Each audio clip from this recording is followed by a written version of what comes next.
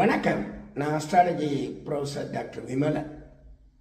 அமாவாசை அப்படின்னு சொல்லி நிறைந்த நாள், அதில் எல்லா காரியமும் தொடங்கலாம் அப்படின்னு சொல்லி நிறைய பேர் இன்னைக்கு தொடங்குறதாக பார்க்குறோம். பட் அமாவாசை அவ்வளவு நல்ல நாள் இல்லைன்னு ஜோதிட சாஸ்திரம் சொல்லுது. என்னென்னா, ஒளியற்ற நாள், சந்திரனுக்கு ஒளியே இல்லாத ஒரு நாள். அப்படிங்கிறப்ப நமக்கு கிடைக்கக்கூடிய பலன்கள் என்னென்னா, நல்ல பலன்கள் கிடைக்காது. அப்படிங்கிற அடிப்படையில் அதை நல்ல நாள் இல்லைன்னாங்க. சரி, பௌர்ணமியவாவது நல்ல நாள்னு சொல்கிறாங்களான்னா அதுவும் நல்ல நாள் இல்லைங்கிறாங்க. இது ஒளியற்ற நாள் தானே, அது ஒளி பொருந்திய நாள் இல்லை, அதுவும் நல்ல நாள் இல்லை.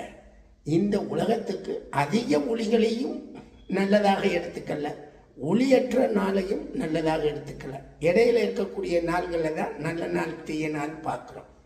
எனவே இந்த அமாவாசை பௌர்ணமியில் பார்த்தீங்கன்னா, நம்ம ஊரில் இருக்கக்கூடிய பல கோயில்களுக்கு திருவிழா நடத்தி அன்றைக்கி மொட்டை போடுவோம்.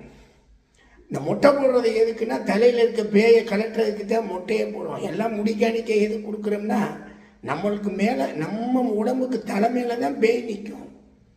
அது சந்தி, பூமிக்கும் வானத்துக்கும் சந்தி மனிதனுடைய தலை. அதனால தான் தலை முடிய கொடுக்குறோம். பேய் இருக்கிறதுனால இறைவனுக்கு காணிக்கை கொடுக்குறோம். எனவே இந்த ஒளி பொருந்திய பௌர்ணமியும் நல்ல நாள் இல்லை, ஒளியற்ற அமாவாசையும் நமக்கு நல்ல நாள் இல்லை. விசேஷங்களை நம்ம பெருவாரியாக செய்கிறதே கிடையாது.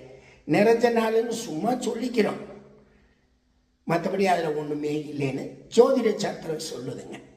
நன்றி.